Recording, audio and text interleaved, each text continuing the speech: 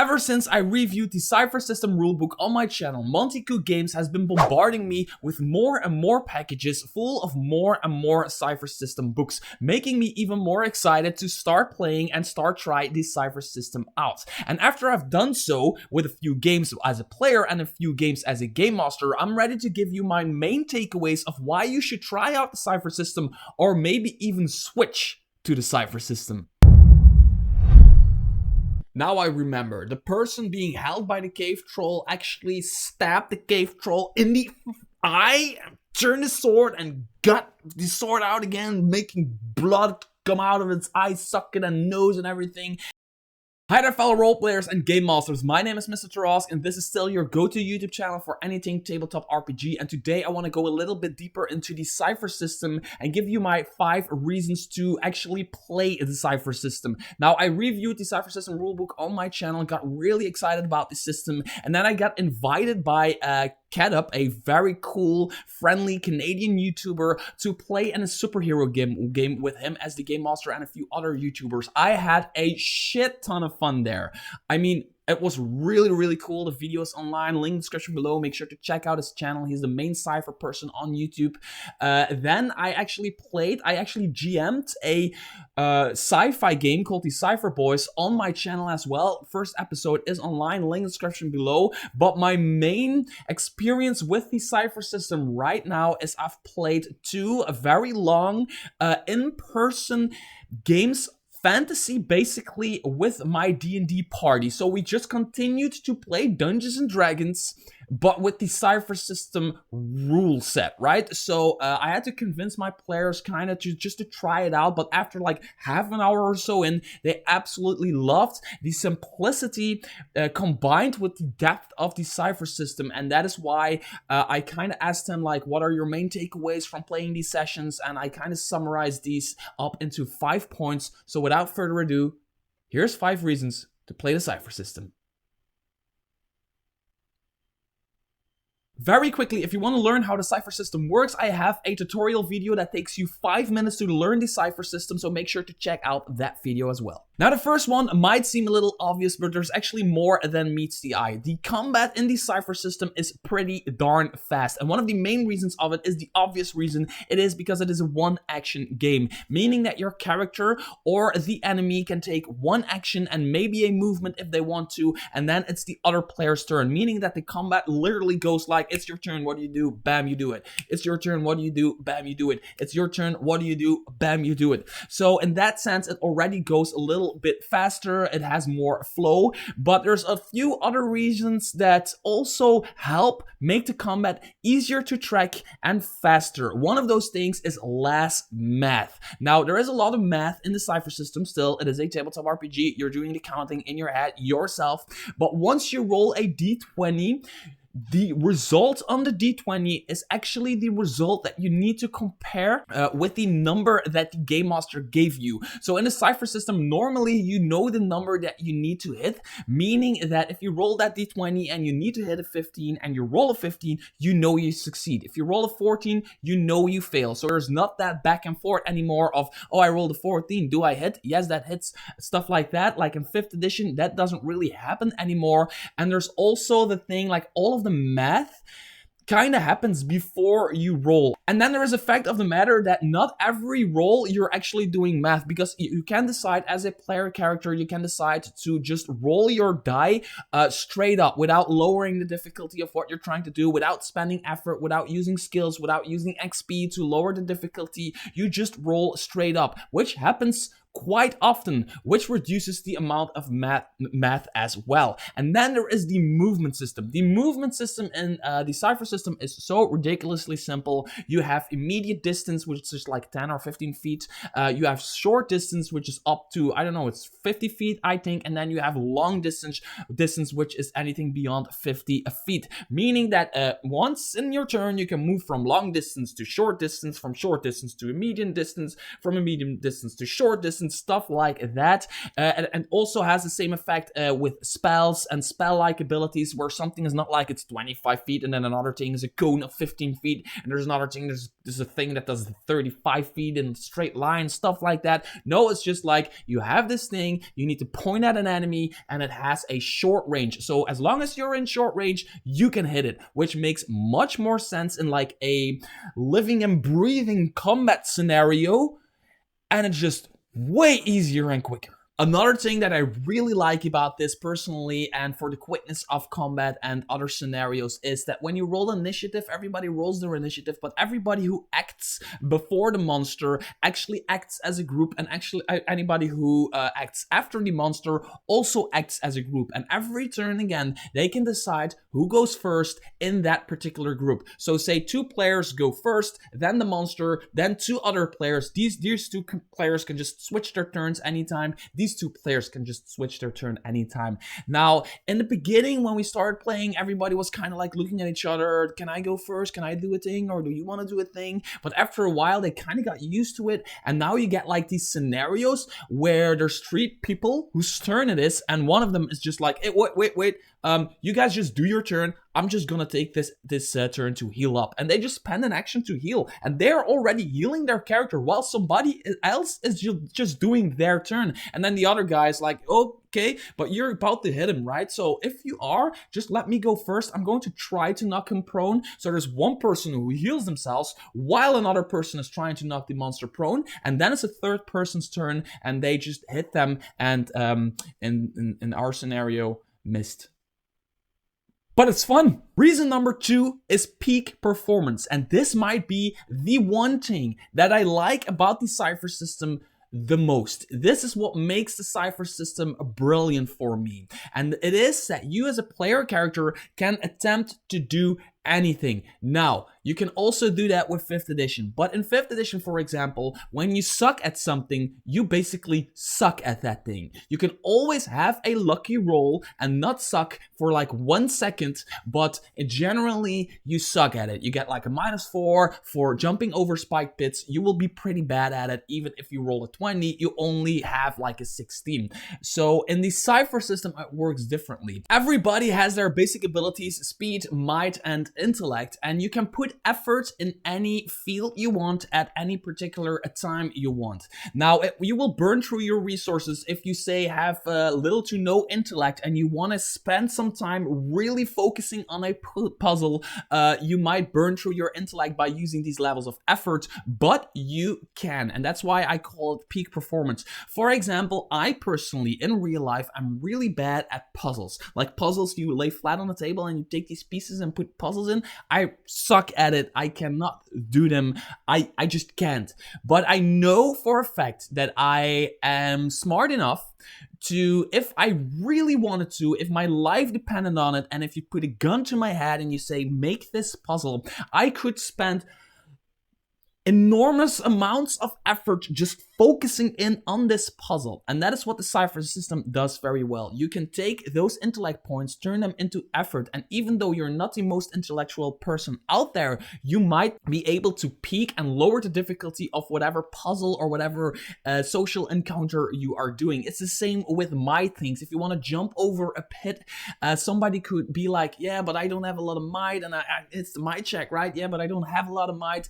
How far is it? What's the check? Oh, the check is 50. I need to roll a 15 to get over it. What happens when I don't get over it? Well, you stumble to your death and you probably die. There might be some spike thingies down there. So what do? They're like, yeah, I'm going to need to like give this my all. And they're like, I spent 2, maybe even 3 levels of effort from their might pool, which means they will probably burn through their might points, but just once they just really focus in on it, right? And they just take everything they got and jump over that pit, barely, but they jump over that pit and they peaked right there, which makes it really cool. First of all, they get to jump over that pit. Second of all, it's realistic that they burn through their might points because they're now weaker because they gave it everything. They just went all the way through their red line. And this also gives a lot of very cool scenarios where at tier 1, I am already noticing that players and we as a group are already fighting bigger and better monsters and having pretty awesome and epic encounters that you just don't encounter at the first levels of play in 5th edition, for example.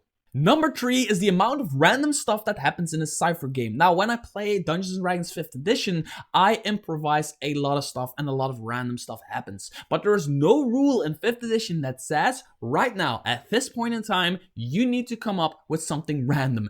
And the Cypher system actually has rules for that. For example, if a player rolls a natural 1, you as a Game Master get a GM intrusion, a Game Master intrusion, meaning that you change something about the physical world around them to the player's disadvantage. For example, there might be a cave troll standing and fighting with one of your players, or they're in melee range, and then suddenly rocks fall and they fall on top of the player's head. Just a very stupid and simple example, but that is an example of a GM intrusion, which is at the player's disadvantage. Also, there is the ability for you as a Game Master in the middle of the game, anywhere, whenever you want, to have a GM intrusion. You ask your player like, hey, I want to do a GM intrusion. Do you accept it? If they accept it, they get 2 experience points, 1 to give to a player of choice, 1 to give to themselves. If they don't accept it, nothing happens and they don't get the experience points, which is another mechanic to kind of give the player the choice of, do I want something to happen and do I want to experience, or am I just not taking the risk right now, which is awesome. And then there is the matter of special rolls. Special rolls are things that happen when you roll a particular amount on your die. Now, there's an entire thing to go in here, but basically when somebody rolls a natural 19, a minor effect happens. And when somebody rolls a natural 20, a major effect happens. Now, there's a lot of stuff in the books that says, here's some ideas for minor effects in these situations, here are some ideas for major effects in these situations, but they also say you can improvise these and you can come up with these on the fly, which again makes it really cool. For example, I had one of my players who was being held by the neck by a freaking troll, and then the troll died. And normally they would just fall and tumble on the floor after like the troll died, but because somebody rolled a natural 20 and there was a major effect, I had that person to actually take fall damage from falling with the troll, and they got the troll on top of them or something like that, which could be a major or a minor effect, kind of changing what would happen in the rules because this natural 20 happened. And I like how this really invites this random stuff that can happen throughout the game. There's also something called player intrusions, where the player can say, hey, I'm going to spend 1 XP to change a minor thing about the world around me to my advantage as a player. They can do that. They can ask the GM, and then the GM can either accept or not accept. But again, it's something random that can happen, and there's a lot of these little rules in the Cypher system that actually tell you, now you need to come up with something random. Now I remember, the person being held by the cave troll actually stabbed the cave troll in the eye, turned the sword and got the sword out again, making blood come out of its eye socket and nose and everything, and he stumbled to the floor with the cave troll, who died from his hands while he was being held by the freaking neck. And that's when I did the GM intrusion of the falling damage, giving him 2 experience points, taking some falling damage, and being epic for killing a cave troll while being suffocated. Reason number 4 is the amount of choice in player character creation and player character advancement. When you read the Cypher system, it kind of looks like there isn't enough options. But once you get to play the Cypher system, you are absolutely overwhelmed with options. It is crazy the amount of combinations that you can get from the Cypher system. First of all, there's your character sentence, which is always your character name that goes, your character name is a blank blank who blanks. So you might be a gruesome warrior who plays too many games.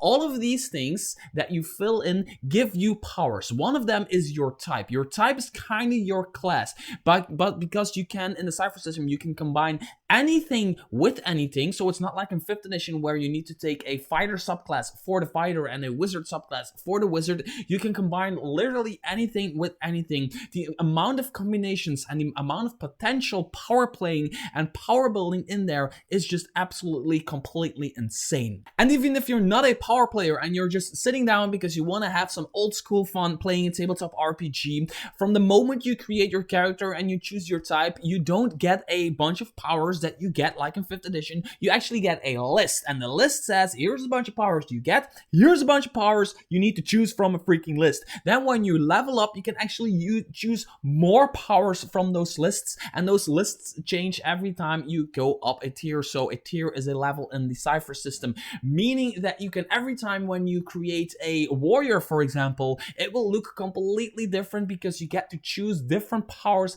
every time when you play. And then there is the player advancement tab on your character sheet, where if you tick 4 boxes, you go up a tier. So it is kind of like a leveling system within the leveling system, because every time you tick a box, you get to do something for your character. For example, you get to spend 4 points in your ability pools, but you as a player actually get to choose where you spend them. Again, giving you a lot of choice as a player. You can also tick a box that says, just choose another power from the list that you chose a power from when you created the character. There's also one that says, hey, now it's easier for you to heal. There's one that says, oh, now you can spend more effort in a particular field. All of those things are your choice as a player as to when you tick which box, and when you spend XP to have short-term benefits, when you spend XP to have these long-term benefits that have this leveling system within the leveling system. It all is your choice as a player, which gives so many different options. And I'm already, after 2 long sessions in with my players at the table, seeing that everybody is kind of going their own direction. Everybody is leveling at a certain point in time through their career, because one person might be spending all of their XP and one person is hamstring all of their XP, meaning that one person will level up a bit sooner than the other person, but the other person will have more peak moments within their gameplay while they're playing, and this is all up to the player, and that is a really big one for the Cypher system. Except for when you're called Michelle. If your name is Michelle, you re-roll a roll 3 times, spend 3 XP to do so, and you still continue to roll natural ones. And then, last but not least, it might not be so important for many people, but it is the difference in genres you can play from the Cypher system. Now, don't get me wrong, if you want to play sci-fi using the 5e rules, you can. If you want to import like some science fantasy stuff in your fantasy campaign in 5th edition, you absolutely can, but it just takes a bit more effort. I've played in a superhero game just like it was a fantasy game, with the same set of rules, with the same set of basic rules for rolling a d20 and for like defense rolls and attack rolls, all of that stuff. It didn't change. I GM'd a sci-fi game, which was absolutely exactly the same, only the tone and the style of the game changed, and now I'm running a fantasy game as if I'm running a Dungeons & Dragons game, and it just works. I don't know how they did it. I don't know where exactly that lies, why it's so easy and why it's so cool and why it's so freaking... It just works. It just works, and Monte Games has done such an amazing job. Like, the Cypher System rulebook in and itself covers a ton of genres already, but then there are all of the books that I now have and I have yet to review on my channel that cover all of the different genres, that go deeper in there. There's Godforsaken for fantasy. There is The Stars Are Fire for science fiction. There's a book for horror. There's a book for fairy tales. There's a book for superheroes. There's a book even to play a first aid person with a helicopter going to find people in a mountain who are stuck there, which is called First Responders. There's all of those genre books that help you to use the Cypher system within that genre, but you actually don't really need them if you are a little bit experienced. You can play any genre in the Cypher system you want, which I think is really cool, to just kind of use the Cypher system to experiment with different genres, because that is what I'm doing. I've been playing fantasy for 20 years and I'm now dipping into the superhero stuff. I'm dipping into the sci-fi stuff. I want to also go more into like the modern day London horror thingy with some magic in there, that kind of stuff. So yeah, I'm really excited to have the Cypher system to help me do exactly that. Reason number 6 Bonus round. You never roll any dice as a game master. Meaning you can chill out and actually run the freaking game.